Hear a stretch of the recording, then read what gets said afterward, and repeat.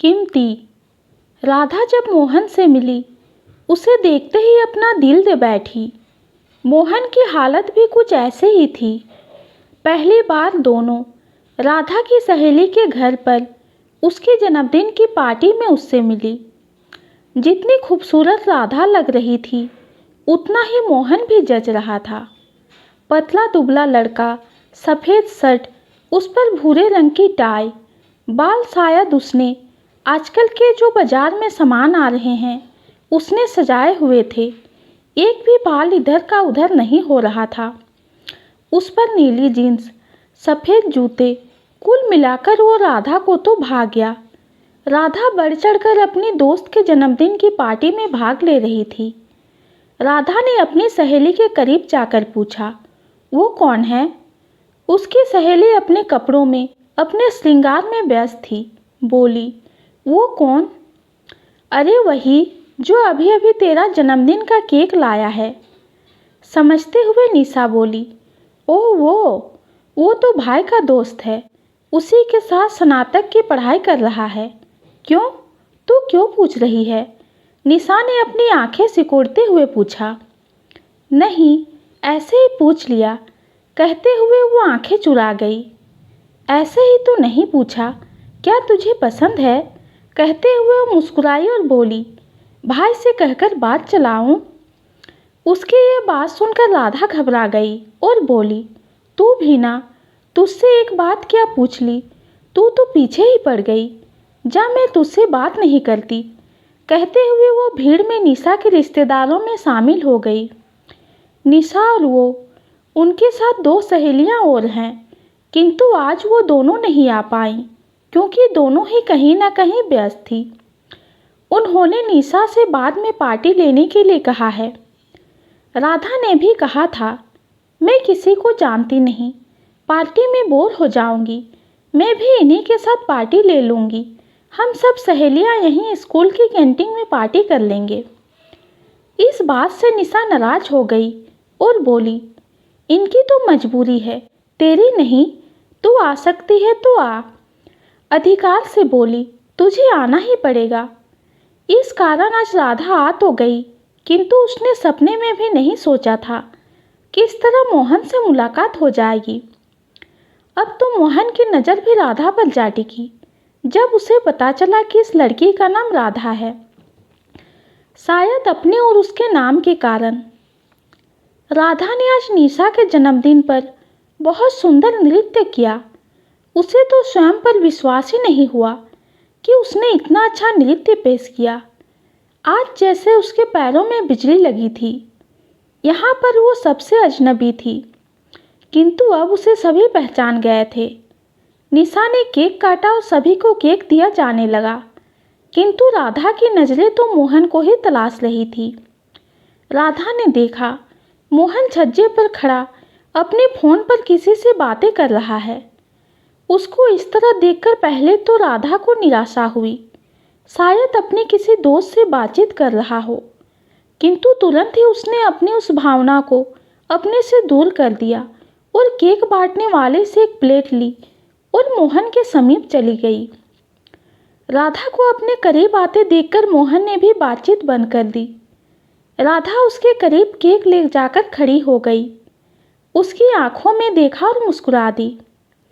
Cake की plate उसकी ओर बढ़ा दी। मोहन ने उसके हाथ से केक ले लिया। तब राधा ने उसके केक में उंगली से थोड़ी क्रीम निकाली और मोहन के चेहरे पर लगाते हुए बोली, जच रहे हो, और वहाँ से फुर्ती से आ गई। उसे अपनी भावनाओं पर नियंत्रण नहीं रहा और उसने अपने मन के भाव उधेड़ ही दिए। राधा के इस तरह के व्यवहार से वो हतप्रस्त रह गया, किंतु अब तक राधा उस पर अपनी छवि छोड़ चुकी थी। उसने मुस्कुराते हुए केक खाया और मन ही मन बहुत प्रसन्न हो गया, किंतु अब राधा अपने उस व्यवहार के लिए थोड़ा डर गई। अपनी सहेली निशा के पास गई और बोली, अब मैं अपने घर जाती हूँ, बहुत देर हो गई। तूने खाना खाया? निशा ने प्रश्न किया। हाँ, खा लिया, कहते हुए वो बाहर आ गई। अगले दिन जब अपने स्कूल के लिए घर से बाहर निकली तब उसे मोहन अपनी मोटरसाइकिल पर देख गया, जो उसी की प्रतीक्षा में उसके घर से कुछ दूरी बनाए खड़ा था। उसे देखते ही मोहन ने अपनी मोटरसाइकिल स्टार्ट की और राधा से बैठने का आग्रह किया। आज वह अपने स्कूल नहीं गई। आज उसका मोहन से परिचय हुआ। तुमने मेरे घर का कैसे पता चला? निशा के भाई ने बताया। हे भगवान, तुमने उसके भाई को सब बता दिया। क्या बता दिया? यही कि मैंने तुम्हारे मुंह पर केक लगाया। नहीं, ये प्यार भरी बातें कोई कहने की होती है, कहकर मोहन ने मुड़कर पीछे देखा और मुस्कुराया।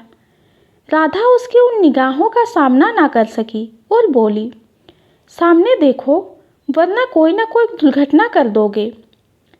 अब जो होना था वो तो हो गया। मेरे साथ जो दुर्घटना हुई है उससे सुंदर दुर्घटना हो ही नहीं सकती, कहकर फिर से हंसने लगा। अब तो दोनों मिलने लगे, प्यार फलने फूलने लगा। वे दोनों इस इंतजार में थे कि कब मोहन की कहीं नौकरी लगे और दोनों भाग जाएं, क्योंकि दोनों की बिरादरी एक नहीं थी।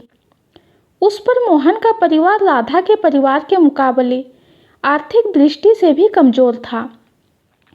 एक दिन ऐसा आया जब राधा और मोहन ने भागकर शादी कर ली, क्योंकि राधा के घर वाले उसके लिए बड़े खानदानी घर के लड़के देख रहे थे। जब राधा मोहन के संग भाग गई तब उसके पापा को ही नहीं, पूरे परिवार को बहुत दुख हुआ। उन्हें गलती मोहन की ही नज़र आई और उन्होंने अपनी पहुंच से किसी को पता नहीं चले पुलिस को उन्हें ढूंढने के लिए लगा दिया। दोनों शीघ्र ही दूसरे शहर में पकड़े गए और थाने लाए गए। दोनों के परिवार भी बुलाए गए। राधा ने पहले ही सोच लिया था, यदि पापा मोहन को कुछ कहेंगे तो मैं भी चुप नहीं रहूंगी। इंस्पेक्टर साहब ने उन दोनों के परिवार के सामने ही पूछा, तुमने ठाकुर साहब की कोई कीमती चीज़ चुराई है?